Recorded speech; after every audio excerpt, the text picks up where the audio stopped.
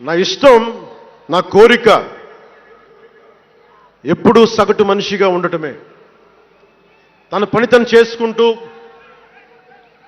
ఉండటం, ఎవరి జోలికి వెళ్లకుండా ఉండటం, బతికేయడం, తన కుటుంబం వరకు జీవితాన్ని కుదించడం, సగటు మధ్యతరగతి మనిషిగా బతకాలనేది నా కోరిక చిన్నప్పటి నుంచి.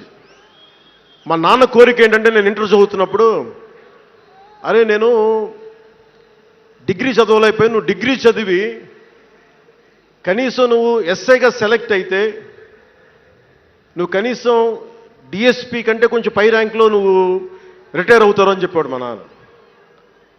దురదృష్టవశాత్తు నేను డిగ్రీ చేయలేకపోయా. కానీ నేను అంటే నాకు అంతకుమించి కోరికలు లేవు, అది చెప్పడానికి నా ఉద్దేశం. చాలా చిన్న జీవితాలు మాయి. మా అన్నయ్య గారు ఏదో పొరపాటు యాక్టర్ అయిపోయారు తప్ప నాకు రావాలి నేను ఎప్పుడు అనుకోలే. అదే నెల్లూరులో, అదే ఫతేఖాన్పేటలో